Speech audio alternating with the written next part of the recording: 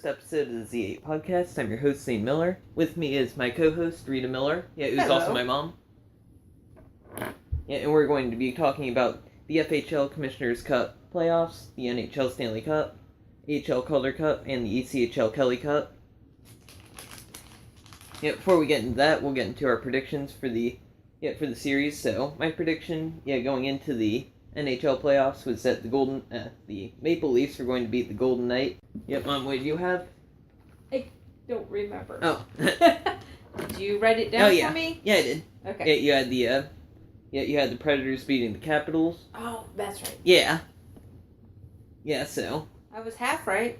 Capitals made it. Oh, yeah. They won. Yeah, so in that one, so I got the first prediction right, which was, well, hang on, first I should go over the scoring. Scoring system, which is that the winning team, if you predict the winning team, you get 2 points. If you predict the losing team right, you get 1 point, and if you get one of them, right, but not in the specific spot, then it's just half a point. So with the Golden Knights losing, I had that predicted correctly, so I get 1 point. And Mom, you had the Capitals losing, which they obviously ended up winning, so you got half a point there. However, in the AHL, you got the full 2 points with the Marlies winning. Marlies winning tonight. Whoop whoop. So you got 2 points. Because you had the Marlies beating the Roadrunners.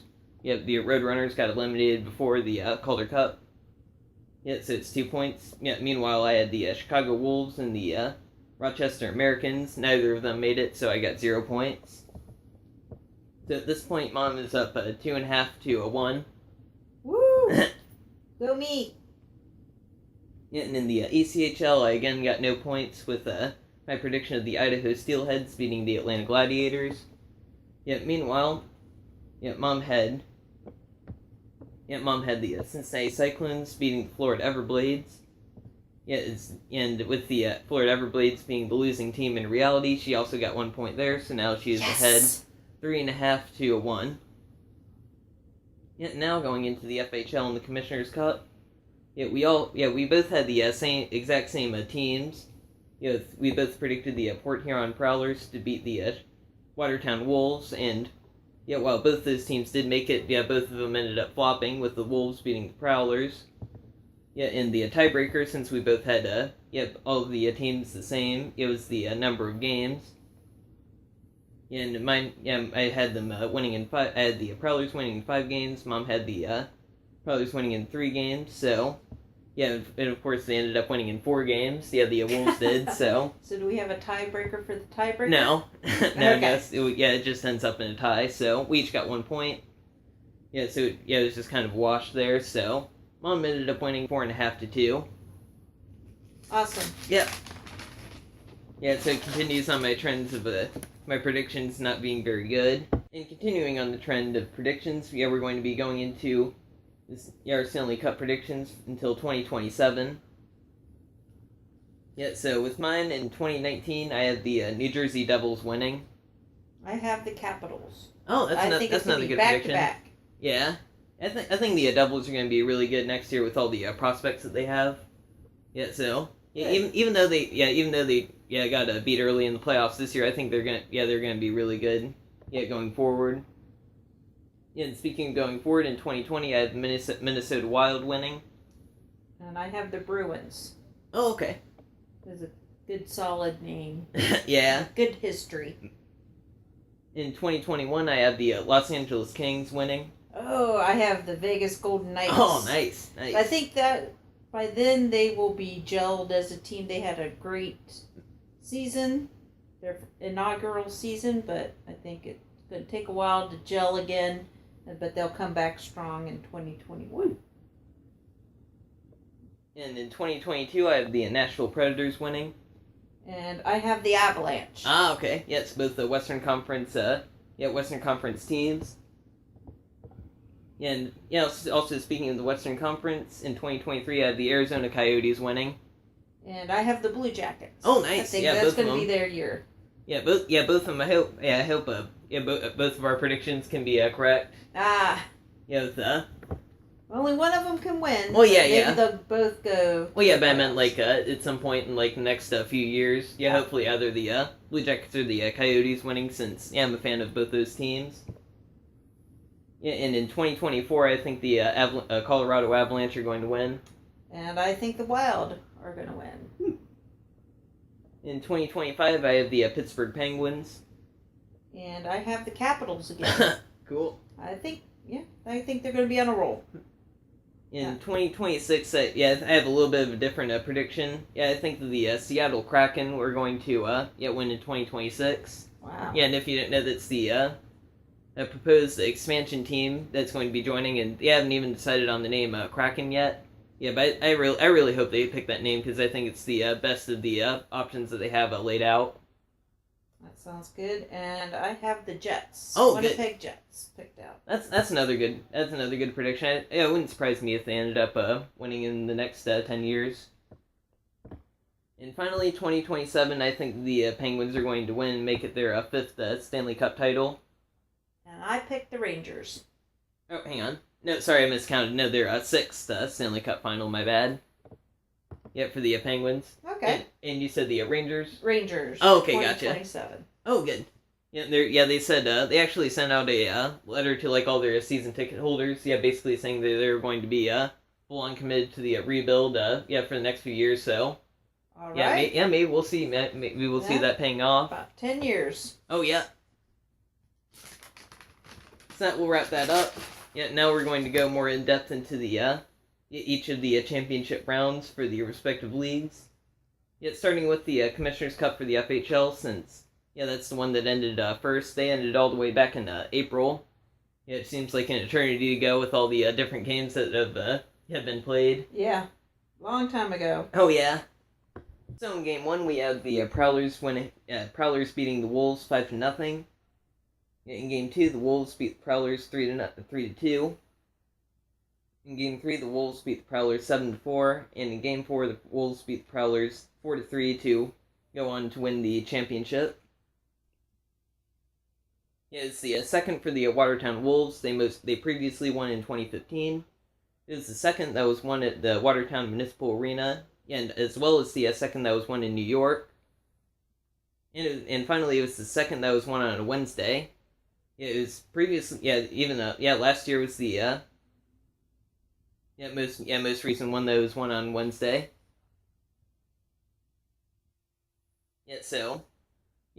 Unfortunately, they didn't have any live they had a live broadcasting, but you had to pay $5 for each game, which I wasn't on board with. So I just followed along with the live game tracker. Sounds like a plan. Yeah, I'm sure you're happy about that. Yeah. But going into Game 1, I was definitely disappointed that the Prowlers really couldn't carry the momentum. It was after the first game, I was like all hyped because I figured they would be able to carry on the momentum and they would take the championship, since the Prowlers are another my second favorite team in the FHL. But after that first game, their momentum just went down the drain. Yep, that happens. Mm. Get all the energy, just dissipates. Yeah. Goes nowhere. And and then now we're going to go into the Stanley Cup, which obviously I'm pretty sure that's the one that you guys want to hear the most about. It wouldn't surprise me, but since they were the second one to finish up. Back in June 7th. Which as we're recording this, just exactly a week ago. Aha. In the first game, the Golden Knights beat the Capitals 6-4. The second game saw the Capitals win 3-2. In the third game, the Capitals won 3-1. Game 4 saw the Capitals win 6-2, and finally, Game 5, Capitals won 4-3 to go on to win the championship. It's the first win for the Washington Capitals. The first that was won at T-Mobile Arena, as well as the first one that was won in Nevada. Not surprising, since it's the first year that they had a team in Nevada. Yep. And the 21st that was won on Tuesday. 21st that was won on a Thursday. My bad. It was most recently won on a Thursday in 2002. So, what did you think about the series?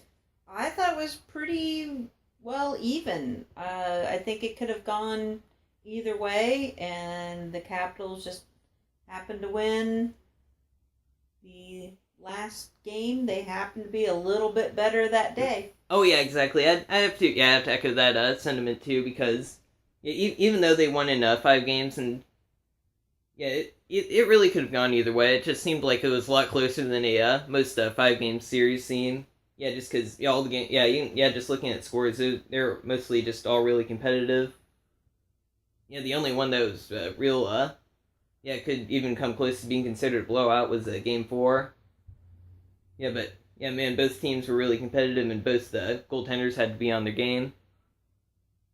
And I thought it was really classy the way the Capitals, they put out a full-page ad in one of their papers, congratulating the Knights on their, a great inaugural year, and making it to the playoffs their first year together. It was really good. Oh yeah, definitely. Actually, I hadn't heard about that. Yeah, but definitely a really good move. You don't really see a whole lot of teams doing that. So yeah, definitely good on both teams. I think. Both the players just seemed like even though they had like a few fights at some points, and sometimes it would be hockey. Well, yeah. Fights. Yeah, still, I think like for the most part, they showed like a lot of respect for each other, and I really think that it showed through with the fans as well. Yeah, moving on to the ECHL and the Kelly Cup. In Game 1, the Eagles beat the Everblades 3-1. Oh, and by the way, the series was finished up on back on June 9th, so less than a week ago. Yeah, Game 2 saw the Everblades win 4-3. Yeah, and Game 3 saw the Eagles win 5-4, and that was in overtime. In Game 4, the Everblades beat the Eagles 7-6 in overtime. That was really really interesting game, but we'll get into that later. Yeah, but in Game 5, the Everblades won 5-0. Game 6, the Eagles won 4-2. In Game 7, the Eagles won 3-2 to take the Kelly Cup. Yeah, so it's the second win for the Colorado Eagles. They most recently won last year. Yeah, so of course back-to-back championships. It was the third that was won at Germain Arena, which is the home arena of the Everblades. It had been won in 2005 and 2012 previously. It was the fifth that was won in Florida. In addition to those 3 games, in addition to the most recent 3 games, is also won in Jacksonville in 1996 and Pensacola in 1998. It is the fourth that was won on a Saturday, with the most recent Saturday victory coming in 2013. Yeah, so I'm not sure how much of the Kelly Cups did you follow along with? I watched the Cyclones. That was pretty much it. Well, no, we also listened to a bit of it in the car in the in the Game 7, I think. I was really rooting for the Cyclones. I had picked them to go all the way, but I did pick the Everblades to go all the way too. Yeah. I just didn't pick them to win. Well, yeah, it ended up working. Yeah, to give you another extra half point. Yeah. I'm all about winning. Yeah, Game 4 was was really interesting because if I remember correctly, the Everblades had a 6-2 lead going into the final period, and it looked like they were going to be able to run away with it. Yeah, but I think they ended up they got a 5-minute penalty and then a 2-minute penalty. So yeah, they had 2 minutes of 5-on-3. Ooh. Yeah, and what was the 5-minute penalty for? I forgot. I think boarding, if I remember correctly, but I'm not. I'm not quite sure. Yeah, but the Eagles ended up rattling off 3 power play goals. One of them was with the 5-on-3, and then the other 2 were with the 5-minute penalty, since obviously those don't expire. After goals. Okay. I did not know that. Yeah, no, those one of the ones they had with the Bowling Green hockey game. Oh yeah, I was gonna say you're talking about that. Yeah, that was the only time I remember seeing that, and I kind of forgot. No, that's right. It happens. Yeah, but and then they ended up getting another goal. Yeah, I think they ended up getting another goal on even strength to tie it up. Yeah, but then, of course, the Everblades took it in overtime. And going into the AHL and Calder Cup, yeah, in Game 1, the Marlies beat the Stars 6-5. In Game 2, the Stars beat the Marlies 2-1. Game 3, the Marlies beat the Stars 2-1. Game 4, the Stars beat the Marlies 3-2. In Game 5, the Marlies beat the Stars 6-2. Game 6, the Stars beat the Marlies 5-2. And finally, Game 7, the Marlies won 6-1. Yeah, which is a game that just happened tonight. Yeah, as we're recording this. Yeah, they won 6-1 to go on to take the Calder Cup. Woohoo! Yep, and it's the second one that was won for the Toronto Marlies. They actually most recently won it in 1982, but that was as the New Brunswick Hawks, so it's their first championship under the name of the Toronto Marlies. Yeah, it's the second that was won at Ricoh Coliseum. Yeah, it was recently won in 2012. It's the fifth that was won in Ontario, in addition to the other two that were won at Ricoh Coliseum. It was won in Hamilton in 1997, 2003, and 2007. And speaking of 2007, it was the most recent win that happened on Thursday, and for a total of 11. Yeah, so what did you think of the series, particularly the Game 7? The Game 7 was pretty exciting, because I was, of course, rooting for the Marlies.